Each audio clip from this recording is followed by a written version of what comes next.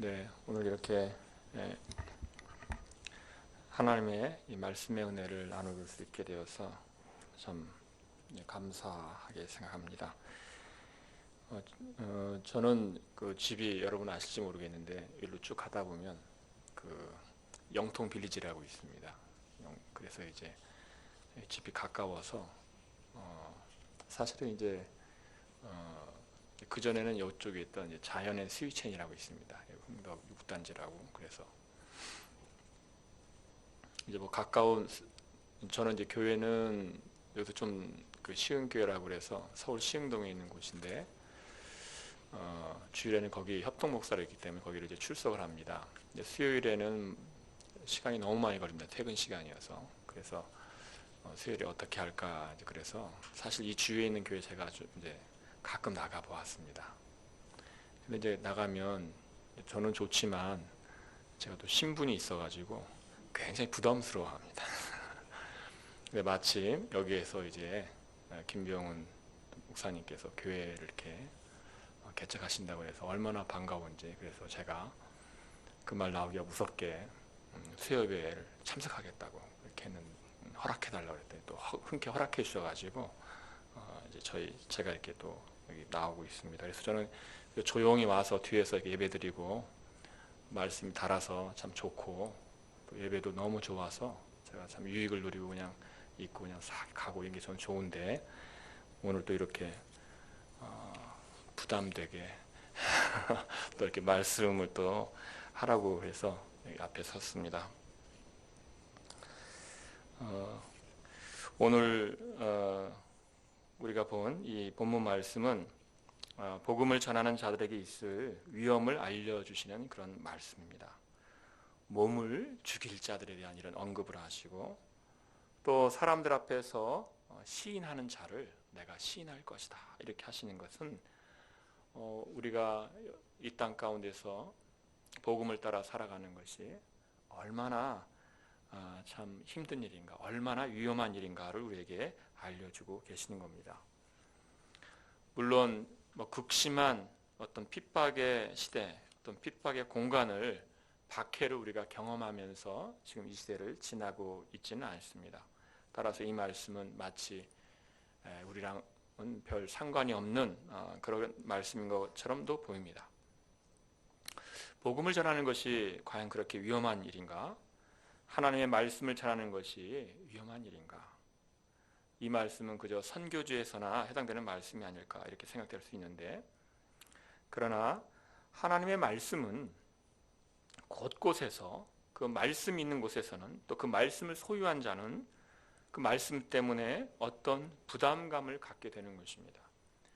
그리스도인들이 그 말씀을 따라 살아가려고 할 때 크고 작은 다양한 위험을 만나는 것입니다.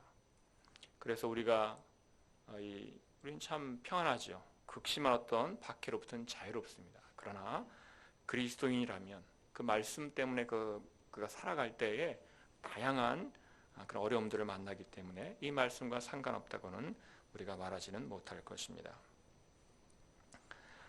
하나님의 말씀이 어떤 이에게 들어갈 때에 성령께서 역사하셔서 이제 그가 중생하면 그 영혼은 사는 영혼이 됩니다. 그는 그 말씀을 다 알게 받습니다.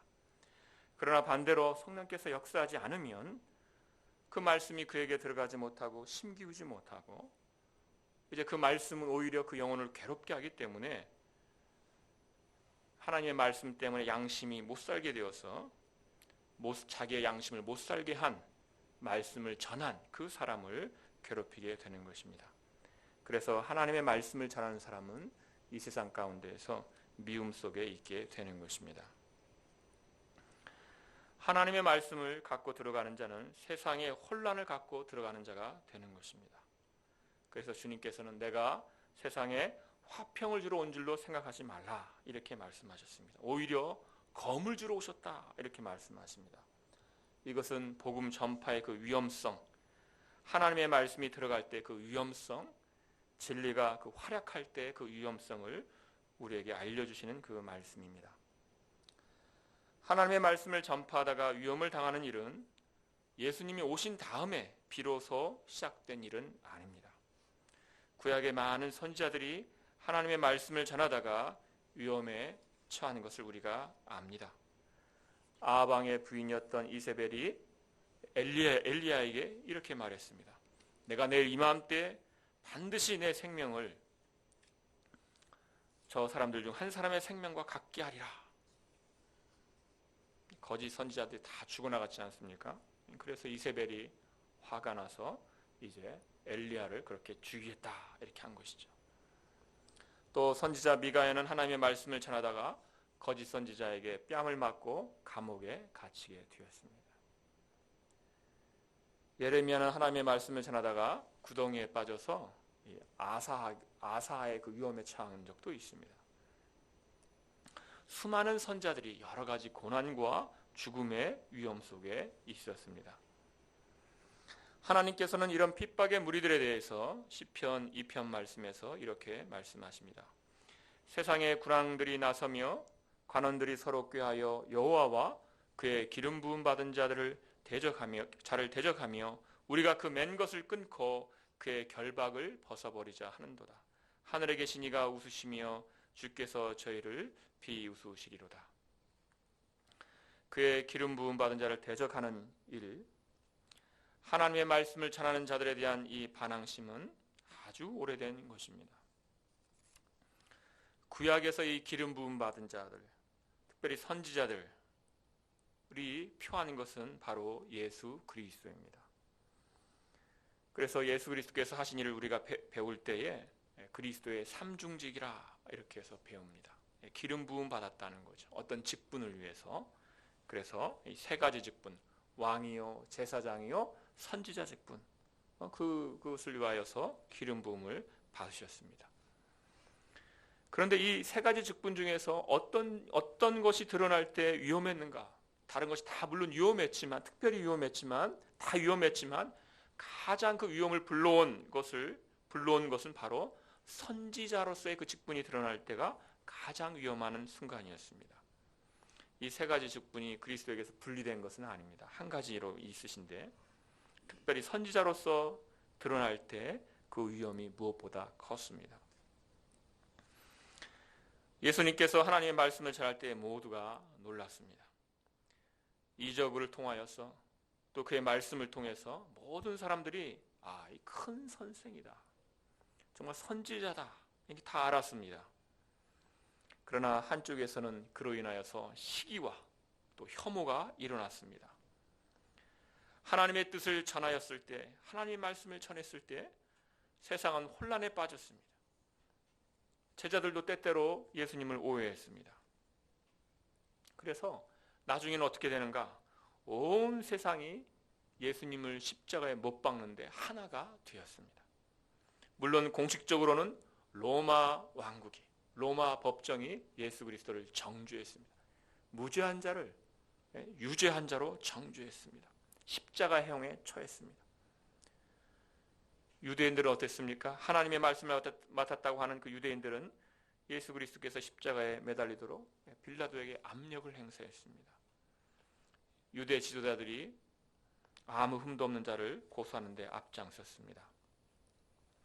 그 백성들은 어땠습니까?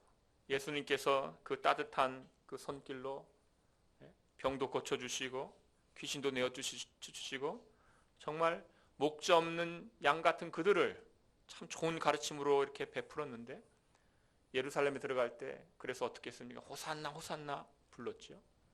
그랬던 그들이 호산나 호산나 했던 그들이 뭐라고 외쳤습니까? 십자가에 못 박아라, 십자가에 못 박아라 외쳤던 바로 그들이었던 것입니다.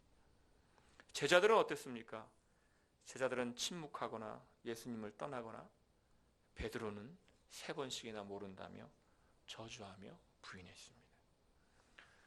로마가 유대 지도자들이 그 백성들이 그리고 그를 따랐던 그의 제자들까지도 그를 버렸습니다. 예수 그리스도께서 선지자 직분을 행하는 것은 그처럼 위험한 일이었습니다. 하나님의 뜻을 세상에 드러낼 때 세상은 두려워합니다. 세상이 혼란스러운 것은 두렵기 때문입니다. 저는 개에 대한 전문가는 아닙니다. 근데 개가 이렇게 지나가다 보면 짖을 때가 있습니다. 근데 제가 보니까 이 큰 개는 별로 안 짖습니다. 꼭 가장 시끄럽게 짖는 데가 정말 작은 개들이에요. 얼마나 시끄럽게 짖는지. 그래서 어디서 이거 보았는데 그게 두려워서 그렇다고 하더라고요. 두려워서.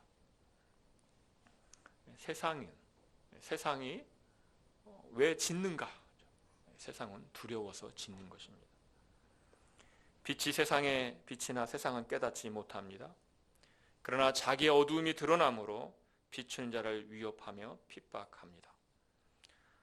복음을 전하는 것은 그렇게 그들에게 반가운 일이 아닙니다. 하나님의 말씀을 전달하고 그 뜻을 드러내는 것은 그래서 위험한 일이 되고 마는 것입니다. 그런데 이 위험한 일을 주님께서는 우리에게 요구하시는 것입니다.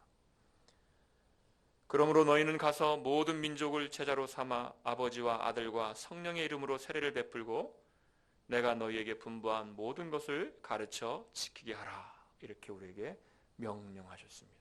우리가 받은 명령이고 우리의 사명입니다. 근데 이 명령은 위험한 명령인 것이죠. 신자로서 이 위험한 명령에서 벗어날 자는 아무도 없습니다. 하이델베르크 요리문답에서 예수 그리스도의 그 뜻을 묻는 그 부분에서 이런 질문이 나옵니다. 그런데 당신은 왜 그리스도인이라고 불리웁니까? 예수님께서 왜 그리스도라고 불리웁니까를 묻고 그 다음에 또 우리에게 묻어요. 그런데 왜 당신은 그리스도인이라 불리웁니까? 사실은 이 독일어의 독특성이 있습니다. 독일어는 예수 그리스도 할 때 그리스도도 독일말로 크리스트입니다. 그 그리스도인도 크리스트예요.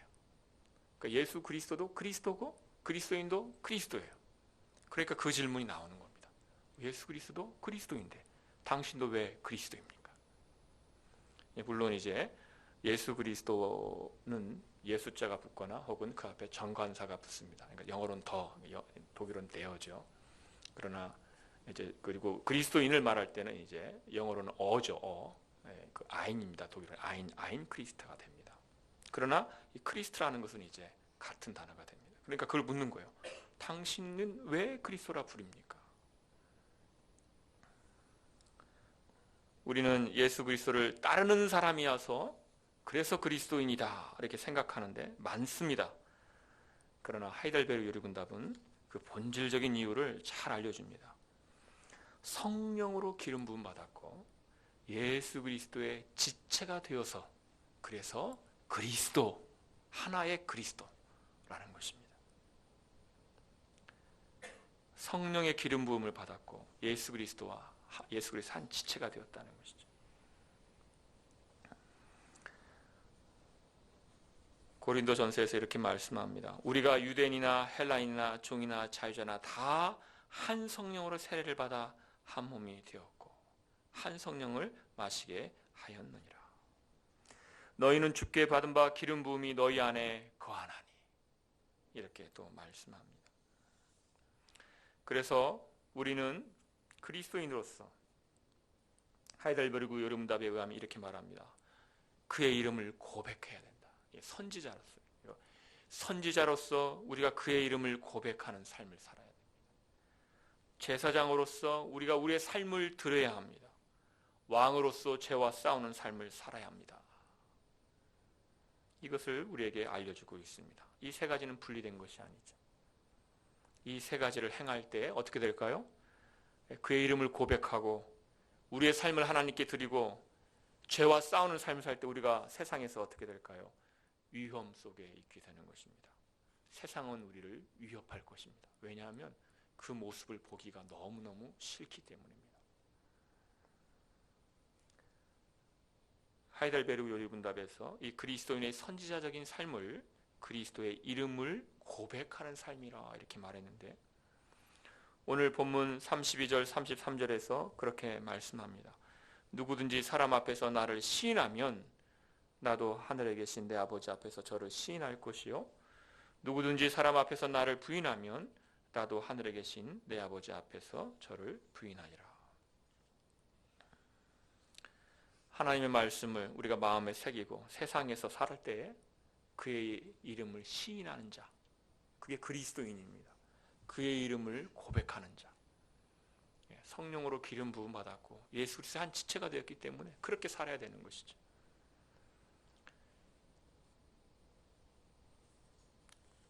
그렇게 사는 그것은 쉽지 않고 어려운 일이며 우리에게 위험을 가져다 줍니다.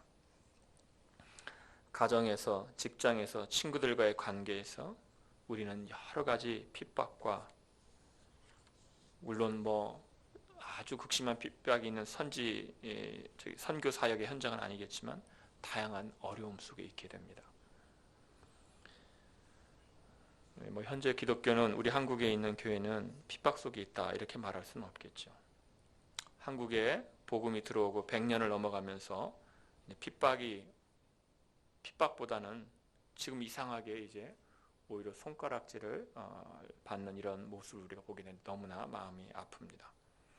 그러나 저는 좀 복합적이다 이렇게 생각을 해봅니다. 물론 한편으로는 교회에 여러 가지 드러나는 부패 때문에 오는 손가락질이 있을 것입니다. 그러나 한편 세상이 갖는 하나님의 말씀에 대한 그 거부, 혐오, 그 싫음, 하나님의 그 말씀을 싫어함, 그 진리를 싫어하는 그 미움 속에서 오는 손가락질도 있는 것입니다. 이게 복합적입니다. 교회가, 한국에 기독교가 들어오고 그때 얼마나 그 교회에 다니시는 분들이 정말 깨끗한 삶을 살고 윤리적으로 참 깨끗했거든요. 그때는 기독교가 환영받았을까요? 그렇지 않죠. 그때도 극심한, 정말 그때는 지금보다 더 심한 핍박을 받았죠. 이 말씀을 드려서 제가 우리의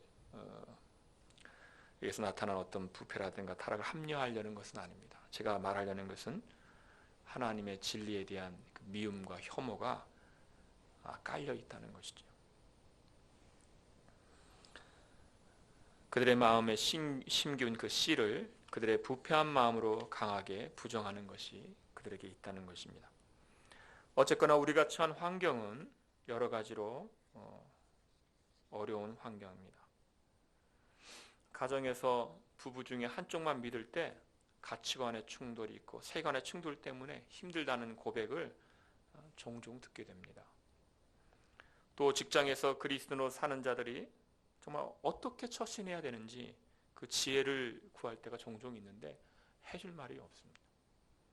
정말 어디까지 정직해야 되는가, 어떻게 해야지 지혜로운 것이 되는지, 정말 정직하고 원칙대로 일처리를 하려고 할 때 복잡한 그런 어려움을 만나는 경우들을 보게 됩니다.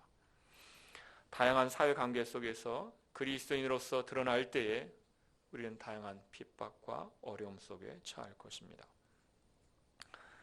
그러나 그런 어려움, 다양한 위험 속에 있다고 해서 우리가 그리스도인으로서 그 예수 그리스도를 시인하는 그 모습을 포기할 수는 없습니다. 하나님의 말씀을 드러내는 그 일을 그칠 수는 없습니다. 오늘 말씀에서 주님께서는 이런 위험 속에서 잘 견디라고, 하나님의 말씀을 전하라고, 예수 그리스도를 시인하는, 인정하는 그런 삶을 담대히 살아가라고 우리에게 위로와 힘을 주고 있습니다. 오늘 본문을 묵상하면서 저는 여러분에게 세 가지를 말씀드리려고 합니다.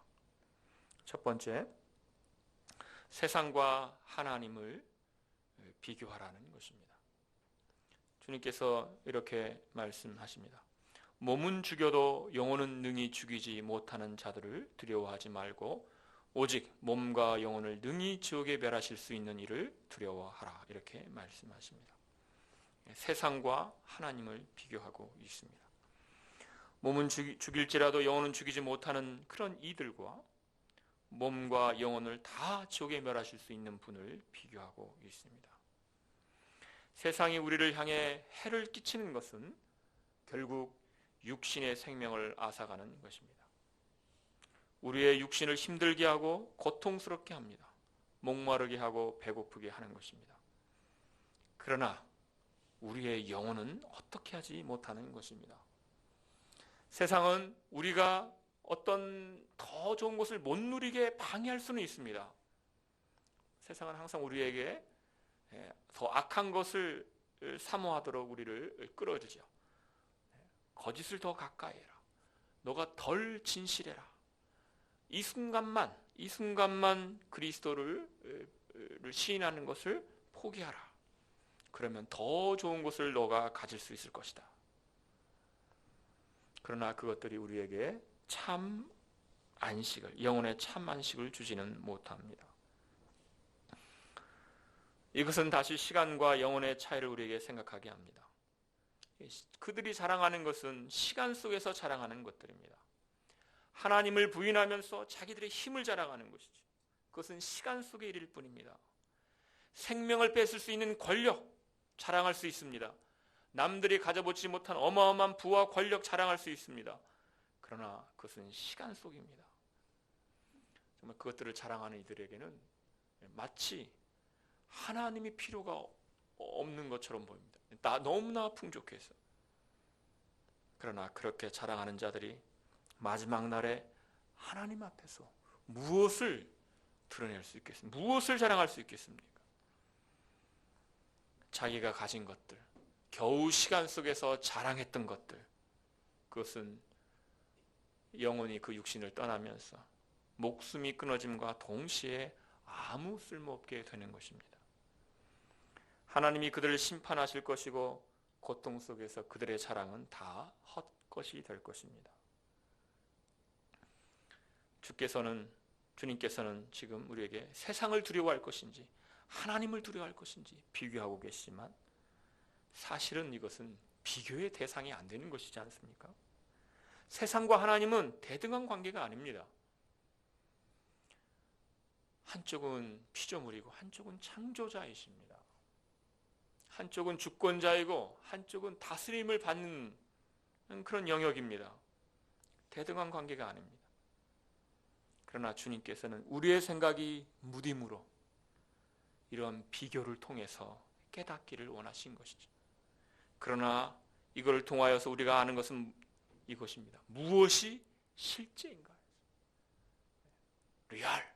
무엇이 실제인가? 그 생각으로 우리를 이끌고 있는 것입니다. 첫 부분에서 말씀드렸던 그 이세벨이 엘리야를 위협했을 때 내가 내일 이맘때에는 반드시 네 생명을 저 사람들 중에 한 사람의 생명과 같게 하리라. 죽이겠다는 것이죠. 엘리야가 낭망했습니다. 그 본문을 보면 자기 자신의 목숨을 잃는 것 때문에 낭망한 것인지, 그러나 또 보면 또 그런 것 같지가 않습니다. 왜냐하면 주의 선지자들 중에서 나만 남았는데 이제 내 생명마저 찾습니다라고 말하고 있거든요. 그러니까 엘리야는 아마도 이제 내가 마지막인데 내가 없어진 다음에는 그러면 이 백성에서 하나님의 말씀은 끊기는 것입니까? 아마 그런 것도 있었던 것 같아요. 주께서 이렇게 말씀하십니다. 7,000명을 남길 것이다. 혹은 7,000명이 남아있다. 무엇이 실제입니까? 이제 엘리야 혼자 남아있고 그리고 엘리야가 죽는 것, 그 핍박이 실제입니까? 그것은 실제가 아닙니다. 주님께서 보여주신 실제는 이것입니다. 7,000명이 남아있다. 주님의 그 말씀은, 주님의 그 능한 능력 가운데서 우리의 눈에는 정말 약한 것처럼 보이지만 그렇지 않다. 주께서는 그 능력 가운데서 그 선지 사역을, 말씀 사역을 계속해서 진행하고 있다는 것입니다. 아람 왕이 엘리사를 잡기 위하여 큰 군대를 이끌고 엘리사가 어디 있는지 알아가지고서 잡으러 왔습니다. 막 군대가 엘리사 주위를 다 둘러쌌습니다. 그때 엘리사와 함께 있던 한 청년, 그 사환이 막 두려워서 이제 나는 죽었구나. 우리는 죽었구나. 덜덜덜덜 떨고 있었습니다. 근데 엘리사는 전혀 두려워하지 않습니다. 그리고 그 사원에게 말을 했습니다. 우리와 함께한 자가 저 군대들보다 더 많다. 그래도 그 사환은 두려워서 떱니다. 엘리사가 기도해서 그 사환이 천군 천사를 보도록을 위하여 구하였습니다. 그리고 그 사환이 천군 천사를 보았습니다. 두려움이 없어졌죠. 놀랬죠. 아, 무엇이 실제인가? 그때 안 것이지. 실제를 볼 때에 두려움은 없는 것입니다. 비교하라는 것은 눈앞에 그려진 것 너머를 보라는 것입니다. 몸을 죽이는 이 세상, 우리를 위협하는 이 세상이 실제가 아니라는 것입니다. 몸과 영혼을 지옥에서 멸하실 수 있는 분, 하나님의 그 역사가 진행되고 있는 것이 실제라는 것입니다. 그분의 뜻 가운데 있다는 것이 실제라는 것입니다. 그러니 주님께서는 우리에게 세상의 말을 듣지 말고 하나님의 말씀을 들으라 이렇게 말씀하십니다. 베드로와 사도들이 그 유대 지도자들에게 이제 그 위협을 당했을 때 했던 말이 바로 이것입니다. 사람보다 하나님께 순종하는 것이 마땅하니라. 우리에게 어떤 어려움의 순간, 어떤 위협의 순간, 그리스도의 이름을 시인할 것인지 말 것인지 그 결정의 순간에 우리는 실제를 봐야 됩니다. 우리 눈앞에서 우리의 시각의 정보로 들어오는 그것 너머에 있는 것을 보아야 합니다. 그리고 고백해야 됩니다. 사람보다 하나님께 순종하는 것이 마땅하니라. 대제사장들과 유대 지도자들이 사도들을 채찍질하고 예수님의 이름으로 말하는 것을 금지하고 이제 풀어주었습니다. 정말 여러분 다 아시는 구절이죠. 사도들이 예수의 이름 때문에 능력받는 그런 자격을 얻은 것 때문에 기뻐했다 이렇게 말합니다. 그들이 기뻐했습니다. 능력받는 일을 기뻐했습니다. 왜 그랬습니까? 무엇이 실제인지를 알았기 때문입니다. 7,000명을 보는 것이죠. 거대한 천군 천사. 야, 하나님께서 운행하시는 그 역사를 깨달을 때에 그것이 기쁜 것이죠. 오히려 능력받는 것이 오히려 더 기쁜 것입니다. 복음을 마음에 두고 복음에 합당하게 살아갈 때 이 실제를 보기를 구하시는 저와 여러분 되기를 소원합니다. 두 번째 우리가 또 묵상할 수 있는 내용은 주께서 이 마지막 날에 대한 심판을 우리에게 말씀하고 있다는 것입니다. 그것은 우리에게 영생을 묵상하게 합니다. 하나님께서는 불순종하는 자에게는 벌을 내리십니다. 그러나 그의 백성에게는 상을 내리십니다. 마지막 날에 하나님께서 불순종하는 자들의 육과 영혼의 벌을 내리시지만 그러나 우리에게는 영생 복락을 상으로 주실 것입니다.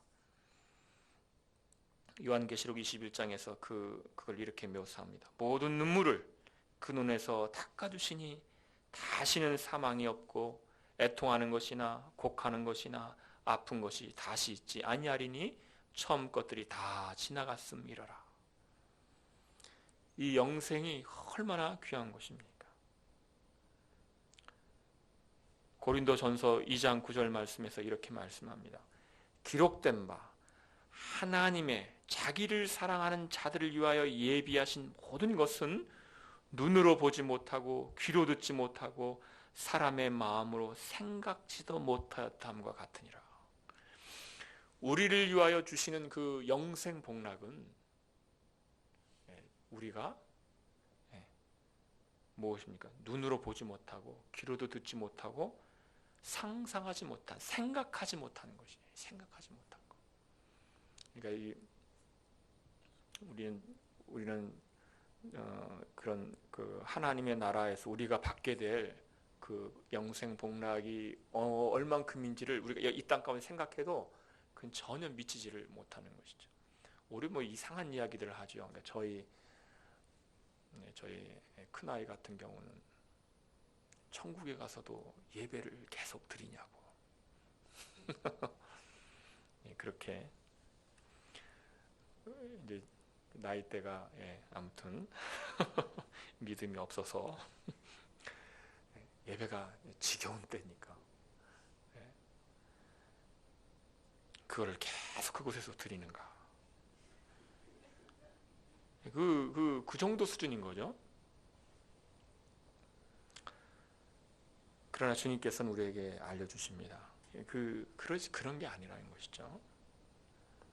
우리가 상상하지 못한, 사람이 어떻게 표상하지 못한, 지금 여러 가지 기술들이 발전해서 별걸 시각 정보와 우리의 청각 정보를 다양하게 줄 수 있는, 하지만 그런 걸로도 다 채우지 못하는 그런 복락이 우리에게 주어질 것이라는 것입니다. 생각하지 못한 그것이 우리에게 주어진다는 것이죠.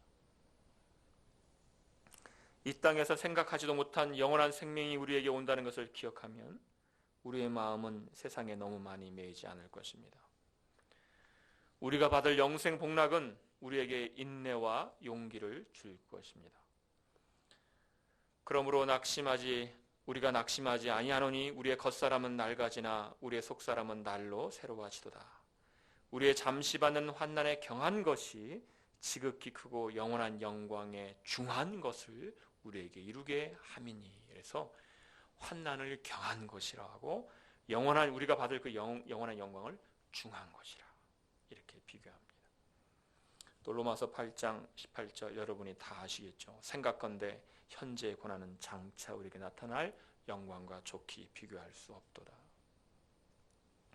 우리가 이 땅 가운데서 당하고 있는 그런 어려움들을 이쪽 저울에 달고 또 다른 쪽에다가 우리가 받을 그 영광을 비교할 때 우리가 지금 주님 왜 저에게 이 어려움을 주십니까? 그것은 뭐예요? 먼지와도 같은 무게인 것이죠. 우리가 현재 당하는 그런 환난과 고난과 어려움과 위협은 우리가 받을 그 영광과 비교할 때 먼지와도 같은 것입니다. 하늘에서 너희 상이 크다는 주님의 약속은 우리가 이 현재를 견디는 힘이 됩니다. 세 번째, 주님께서는 우리가 이 땅 가운데에서 그리스도를 시인하면서 인내하도록 견디도록 하기 위하여서 시청각 교재를 사용해서 우리에게 알려주십니다.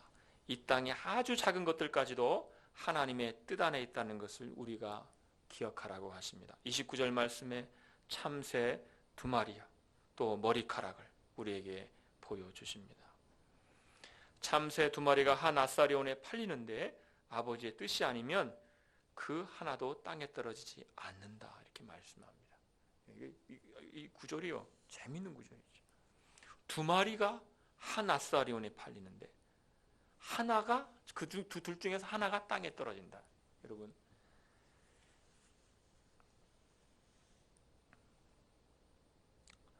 참새 2마리가 한 아사리온이면 그러면 참새 5마리는 얼마일까요? 참새 2마리가 한 아사리온. 그러면 5마리는 얼마일까요? 2 아사리온입니다. 이것이 실제 그 역사 기록에 남아 있는 기록에 남아 있습니다. 2마리는 한 아사리온, 5마리는 2 아사리온. 하나는 뭐죠? 덤이죠. 덤. 그러니까 우리 시장에서 그러지 않습니까? 1+1, 2+1은 아주 오래된 것이. 그러니까 지금 이게 무슨 말씀입니까? 정말 값이 쌉니다.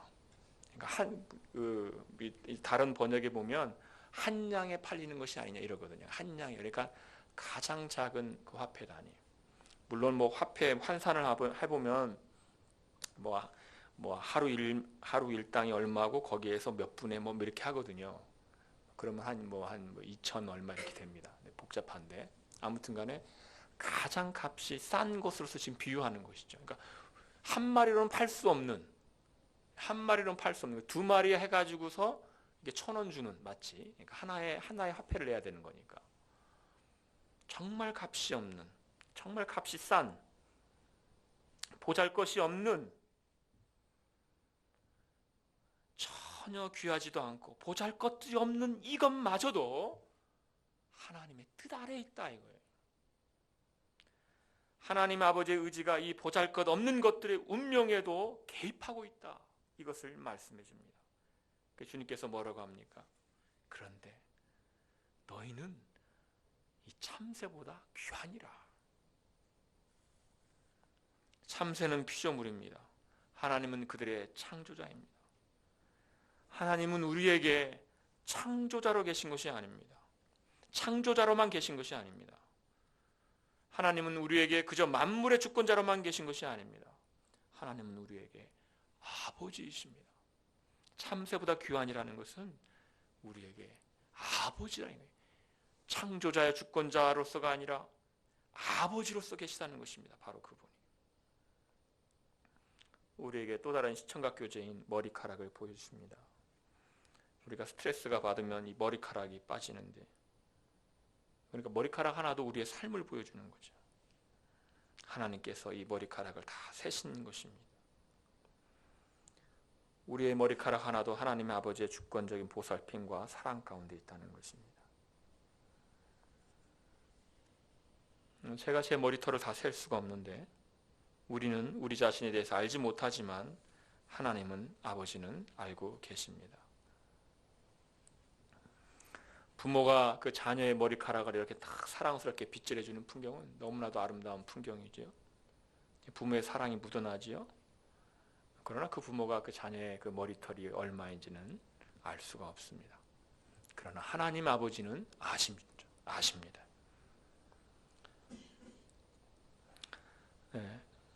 우리 자신보다 우리 자신을 더 잘 아시는, 사랑하시는 분이 하나님이시고,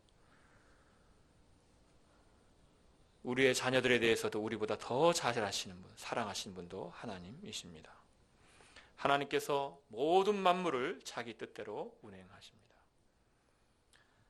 하늘과 하늘의 별들과 땅과 땅에 있는 모든 피조물들, 비와 가뭄, 풍년이 드는 것과 흉년이 드는 것, 먹을 것과 마실 것, 건강과 질병, 부와 가난, 이 모든 것들이 우연이 아니고 하나는 아버지께서 우리에게 주십니다. 하이델베르그 요리문답에서 이렇게 말씀하죠. 이 하나님의 섭리, 이 섭리 교리가 주는 유익에 대해서 이렇게 말씀합니다. 우리는 어떠한 역경에서도 인내합니다. 혈통할 때에도 감사합니다. 장래일에 대해서도 신실하신 아버지 하나님을 굳게 신뢰합니다. 그래서 어떤 피조물이라도 우리를 하나님의 사랑에서 끊을 수 없을 것을 확신합니다. 모든 피조물이 완전히 하나님의 손안에 있습니다. 그래서 그의 뜻을 거슬러 일어나거나 되는 일이 하나도 없습니다. 이렇게 하이델베르 요리문답서가 우리에게 알려줍니다. 이것이 실제입니다. 사람들은 그저 피조물의 활동만을 보지만, 그저 피조물의, 눈에 보이는 피조물의 활동만이 실제라고 생각하지만 그것은 실제가 아닙니다. 모든 피조물이 완전히 하나님의 손안에 있다는 것이 실제입니다. 우리가 이 하늘 아버지의 지극히 큰 사랑, 독생자 예수 그리스도를 그 십자가에 내어주기까지 사랑하신 그 사랑을 받은 그 자녀라는, 우리가 그 자녀라는 그것이 실제입니다. 그 사랑 속에서 우리가 인도되고 있으며 후에는 찬란한 영광 가운데 들어가는 것이 실제입니다. 생각하건대 현재의 고난은 장차 우리에게 나타날 영광과 좋게 비교할 수 없도다 라고 하셨으니, 이 참 실제를 생각하시면서 그리스도인으로서 잘 견디시고 예수 그리스도를 시인하는, 복음에 합당하게 사시는 그런 복된 삶 사시는 저 여러분 되기를 소원합니다.